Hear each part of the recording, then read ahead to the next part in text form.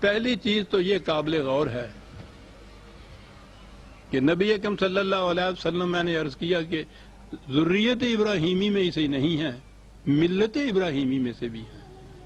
نبوت سے پہلے بھی آپ عرب کے باشندے ہیں، قریش کی ممتاز شخصیت ہیں، اور یہ کعبہ سارے عرب کا مرکز تھا اور قریش کا تو واجب عزت اور شرف مقام تھا۔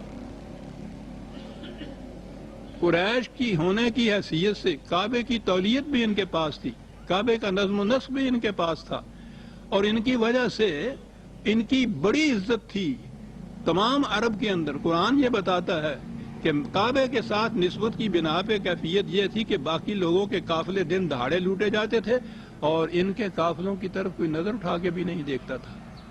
اتنا احترام، اتنا عظمت تھا کعبے کی طرف نسبت سے۔ نبی اکرم صلی اللہ علیہ وسلم وہاں پیدا ہوتے ہیں، نبوت سے پہلا دور اس طرح گزارتے ہیں، نبوت کے بعد نماز شروع کرتے ہیں تو اپنا رخ بیت المقدس کی طرف کرتے ہیں۔ 13 سال مکے کے، 2-3 سال مدینے کے، نبوت کے دوران رخ بیت المقدس کی طرف کیا جاتا ہے، یہودیوں کا قبلہ،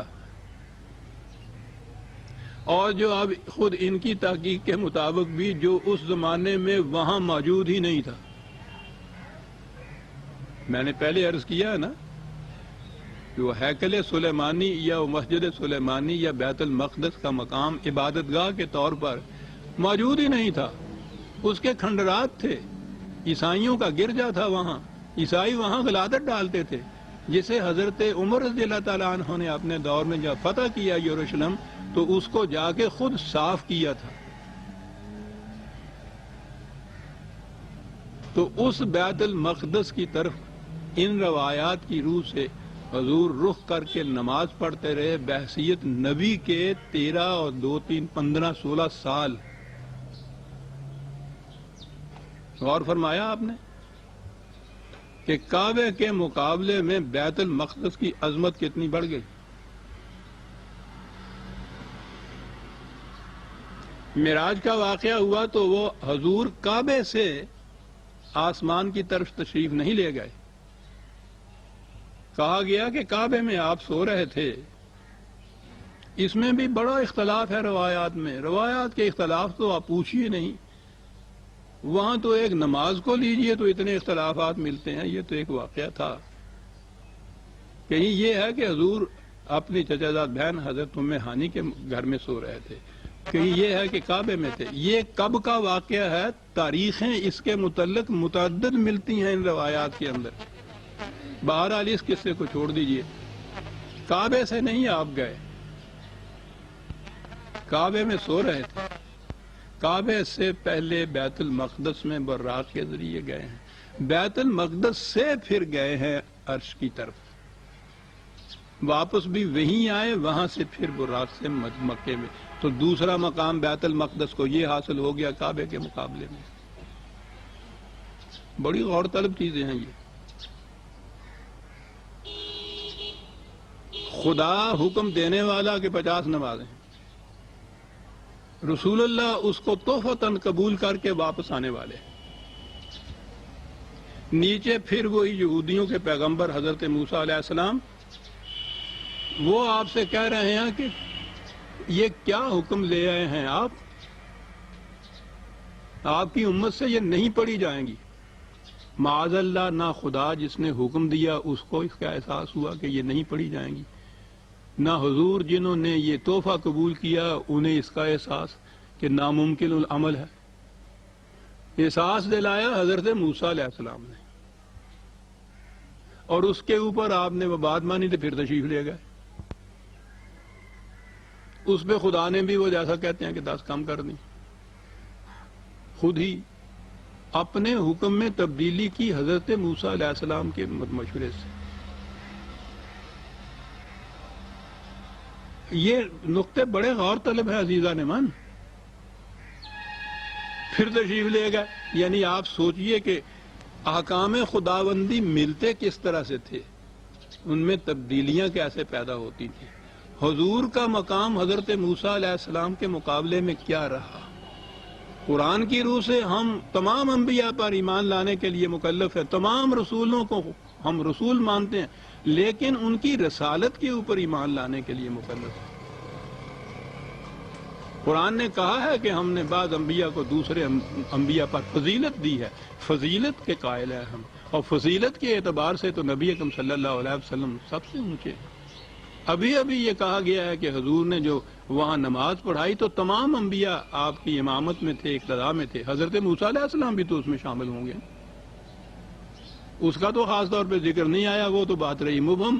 متعین بات یہ ہو گئی کہ وہاں خدا حکم دینے والا، رسول اللہ صلی اللہ علیہ وسلم اس حکم کو توفیقاً قبول کرنے والے، دونوں کو احساس نہیں ہوا کہ ناممکن العمل ہے ایک حکم۔ حضرت موسیٰ علیہ السلام انہیں اس کا احساس ہوا، ان سے پوچھا، انہوں نے کہا تو حضور واپس گئے، پھر وہ حکم ہوا تو واپس تشریف لائے۔ اور اس کے بعد آخری بات جو تھی، میں نے عرض کیا کہ انہوں نے تو وہ کم ہو رہی تھی نا نمازیں، تو انہوں نے واقعہ میں کچھ کمی کر دی۔ وہاں یہ بھی ہے اس میں کہ حضور نے یہ فرمایا کہ نہیں، مجھے اب تو جاتے ہوئے شرم آتی ہے، تو آپ نے کہا کہ اچھا نہ جائیے، لیکن امت پڑھ نہیں سکے گی۔ اور واقعہ نے وہ کہتے ہیں یہودی کے بتا دیا نا کہ ہمارے نبی نے صحیح کہا تھا، چلے جاتے تو یہ کم ہو جاتی تو تمہارے لیے آسان تو ہو جاتا پڑھنے کے لیے، اب تک وہ کہتے ہیں۔ نبی اکرم صلی اللہ علیہ وسلم تشریف لائے، حضور کی عظمت، ختم نبوت، قرآن کی روح سے اسلام آیا، آخری دین مکمل غیر متبدل قیامت تک رہنے والا، تمام سابقہ ادیان کو منسوخ کر دیا قرآن نے۔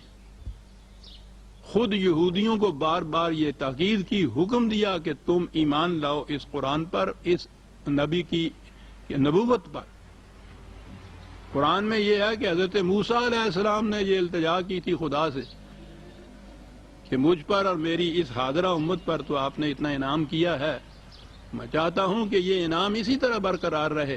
قرآن میں ہے کہ ان سے کہا گیا کہ یاد رکھیے ایک وقت آئے گا جب خاتم الانبیاء تشریف لائیں گے اور آخری دین آئے گا، تمہاری امت اس دین کا اتباع کرے گی، اس رسول پر ایمان لائے گی، تو پھر یہ نعمتیں ان کو مل سکیں گی، ورنہ نہیں مل سکیں گی۔ یہ مقام ہے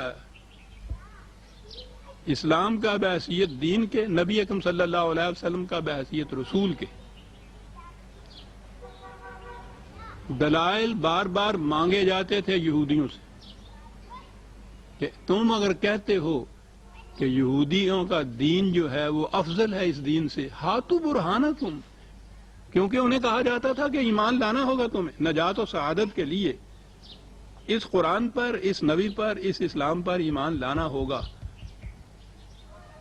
وہ کہتے تھے کہ ہمارا دین، ہمارا مذہب جو ہے وہ اس سے افضل ہے۔ ان سے کہا جاتا تھا کہ دلیل لاؤ اس کے لیے۔ دلائل کی روح سے تو کوئی دین بھی افضل اسلام سے ثابت نہیں ہو سکتا۔ لا برہان لکم، قرآن نے 7 دعوے کے کہہ دیا تھا کہ ان کے پاس کوئی دلیل نہیں ہوگی اس کی۔ دلائل کی روح سے تو وہ افضل ثابت نہ ہو سکتا تھا۔ تو آپ غور فرمائیے کہ آپ کی کتب احادیث میں یہ ساری روایات درج ہوئی ہیں جس میں بیت المقدس کا یہ مقام کعبے کے مقابلے میں، حضرت موسیٰ علیہ السلام کا یہ مقام رسول اللہ صلی اللہ علیہ وسلم کے مقابلے میں خود بخود ہی اونچا ہو گیا۔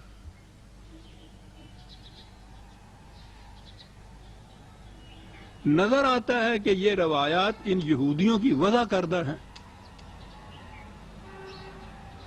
ان کتابوں میں کیسے آئیں یہ میرا کام نہیں تفحص کرنے کا۔ روایات منہ سے بول رہی ہیں کہ یہ حضور کی یا خدا کی طرف سے ارشاد فرمودہ یہ چیزیں نہیں ہو سکتی۔ نظر آ رہا ہے کہ یہ وہ سازش ہے حضور۔ عیسائیوں کے ساتھ یہ کچھ ہوا، انہوں نے اپنا، میں وہ کہہ رہا ہوں، اپنا رسول، اپنا نبی ان کی جہت سے، ورنہ یہ سارے ہمارے بھی انبیاء ہیں، ہمارے بھی رسول ہیں۔ انہوں نے اپنے رسول کے متعلق یہ عقیدہ وضع کر دیا کہ وہ بن باپ کے پیدا ہوئے زندہ آسمان پہ ہیں، یوں ہی تقابل ہوا عیسائیت اور اسلام کا، تو بجائے اس کے کہ وہ ان دونوں مذہبوں میں یا ادیان میں مقابلہ کرتے، کوئی دلائل پیش کرتے، انہوں نے کہا صاحب نبی کا نبی سے مقابلہ کیجئے گا۔ ہمارا نبی بغیر ماں باپ کے بغیر باپ کے پیدا ہوا، معاف رکھیے ماں کا کہہ دیا میں نے، آپ کا نبی تو عام بچوں کی طرح ماں باپ کے ذریعے سے، باپ کے ذریعے پیدا ہوا، نبی کا نبی سے مقابلہ کر لیجئے۔ ہمارا نبی آسمان پہ زندہ موجود ہے، قیامت تک زندہ رہے گا، تمہارا نبی تہ خاک ہے۔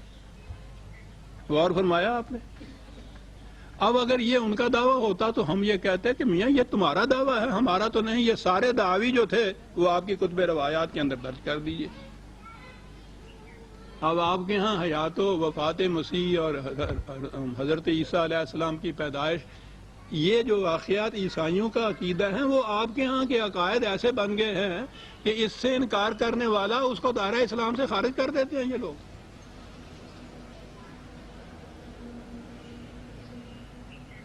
کیا کیا سازشیں ہوئی ہیں ہمارے ساتھ عزیزان مان۔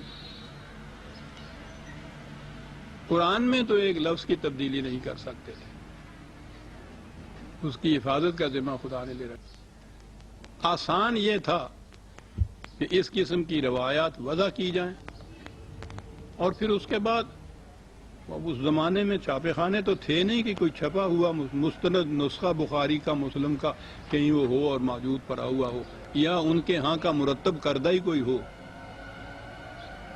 معلوم نہیں کس طرح ان میں آئیں۔ لیکن بہرحال یہ جو 1000 سال سے آپ کے ہاں یہ کتابیں پڑھائی جاتی ہیں، آج بھی یہ ہیں، ان تمام میں یہ روایات موجود ہیں، اور ان روایات کے متعلق عقیدہ یہ ہے کہ یہ قرآن کی مثل قرآن کے ساتھ ہے، مثلہ معہ۔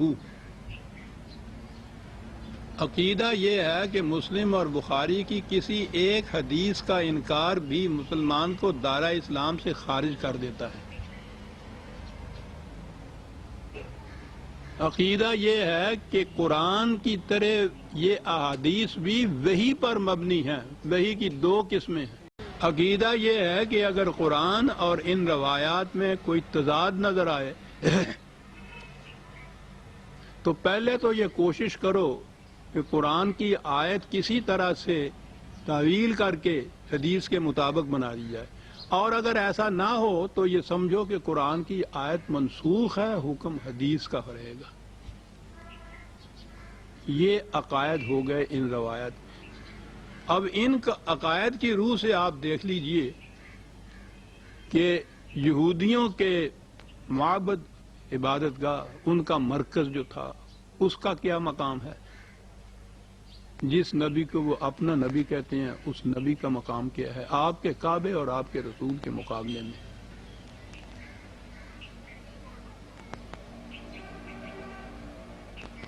یہ جو حال میں قصہ چلا ہے بیت المقدس کا کہ وہ کس کی تحویل میں رہنا چاہیے، کون اس کی کس کی تولیت میں بھی رہنا چاہیے، بلکہ ملکیت میں رہنا چاہیے، کس کا ہے وہ؟ یہ قصہ حال کی سیاست میں اٹھا ہے نا۔ بات اگر وہ رہتی کہ نبی اکرم صلی اللہ علیہ وسلم کے زمانے میں تو یروشلم میں بیت المقدس وغیرہ جسے آپ کہتے ہیں ہیکل سلیمانی، وہ مسجد عبادت گاہ، اس کا وجود ہی نہیں تھا۔ وہاں اگر وہ مسجد بعد میں بنی ہے تو خالی جگہ پہ بنی ہے۔ اس لیے یہودیوں کا تو کوئی دعویٰ قابل ثبوت ہی نہیں ہے کہ وہاں ان کے، وہ کہتے یہ ہیں کہ وہاں ہماری عبادت گاہ تھی، ہمارا ہیکل تھا، اس کو مسمار کر کے مسلمانوں نے اپنی مسجد بنا دی۔ یہ دعویٰ تسلیم کیا جائے تو ٹھیک ہے، آج کی عدالت بھی ان کے حق میں فیصلہ دے دے گی کہ ان کی مسجد پہلے موجود تھی، انہیں مسمار کیا مسلمانوں نے اور بعد میں بنائی اپنی، تو اولی حق تو ان کا ہے۔ لیکن آپ کے ہاں تو عقیدہ یہ ہوا کہ رسول اللہ کے صلی اللہ علیہ وسلم کے زمانے میں بیت المقدس موجود تھا، ہیکل سلیمانی موجود تھا، وہ عبادت گاہ تھی، حضور وہاں تشریف لے گئے، وہاں جا کے نمازیں پڑھی، وہاں سے آسمان کی طرف تشریف لے گئے، تو وہاں تو آپ کہتے ہیں کہ یہ موجود تھی، اور پھر اس کے بعد موجود نہیں رہیں، اس کی جگہ وہاں مسجد آ گئی، خواہ وہ بنی امیہ کے زمانے کی عبد الملک کے عید کی سن 72 ہجری کی بنی ہوئی کیوں نہ، مسجد اس کی جگہ آ گئی جس بیت المقدس کو، جس مسجد جس ہیکل سلیمانی کو، جس عبادت گاہ کے وجود کو آپ نے تسلیم کر لیا کہ حضور کے زمانے میں تھیں یہ چیزیں، بعد میں وہ نہ رہیں، ان کی جگہ مسجد آ گئی، کتنا دعویٰ ان کا مضبوط کر دیا آپ نے۔